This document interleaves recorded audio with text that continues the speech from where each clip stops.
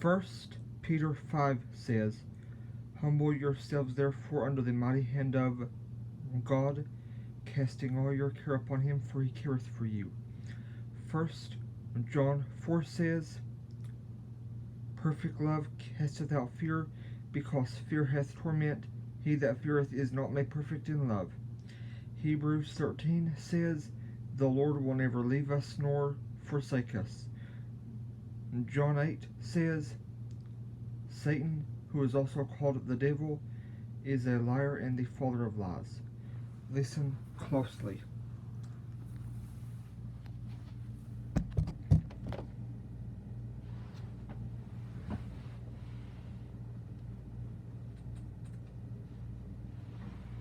Chapter 16.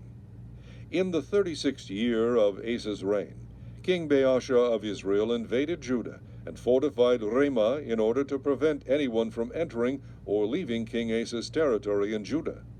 Asa responded by taking the silver and gold from the treasuries of the Lord's temple and from the royal palace. He sent it to King Ben-Hadad of Aram, who was ruling in Damascus, along with this message. Let us renew the treaty that existed between your father and my father.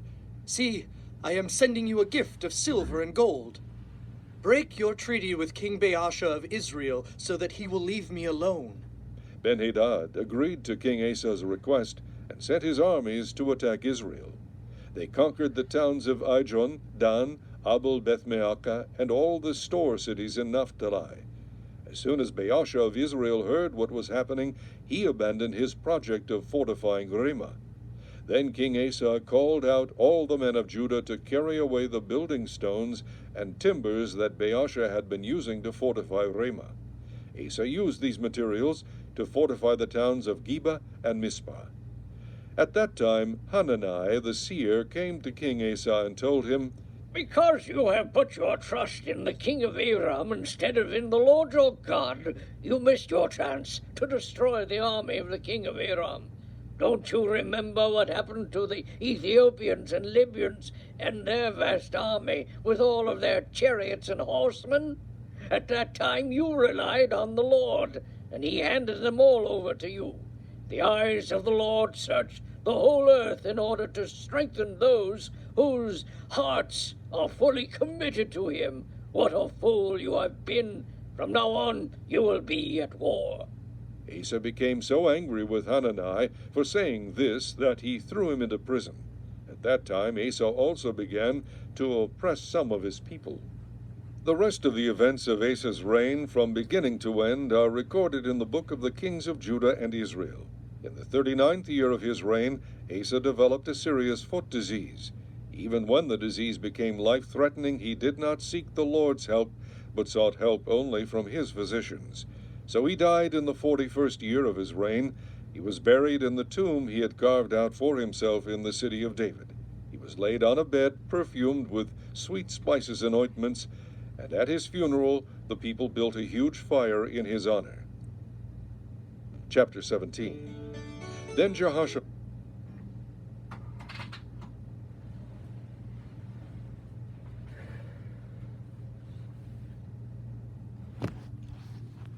Now, I have so many passages on my mind that can help you.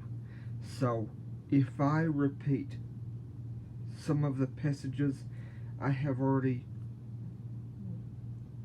told you about, you know why. I have so many on my mind. And keep in mind, this video is to help you and I both. First John 4 says, Perfect love casteth out fear, because fear hath torment. He that feareth is not made perfect in love. First Peter 5, Humble yourselves therefore under the mighty hand of God, casting all your care upon him, for he careth for you. 2 Timothy chapter 1, For God has not given us a spirit of fear, but of power, love, and a sound mind. Isaiah 9.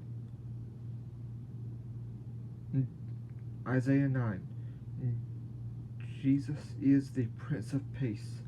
Isaiah 54. No weapon formed against me shall prosper. Psalm 138. The Lord will perfect that which concerneth me. Philippians 4. I can do all things through Christ who strengthens me.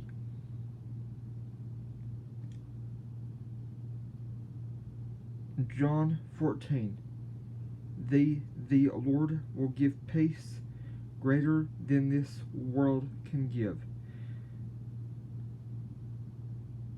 I truly do hope this video helps you. Always remember, no need to thank me. I can't quote you the passage totally correctly from John 14, but also remember, whenever you are scared, always read John 14 after you watch this video. No need to thank me.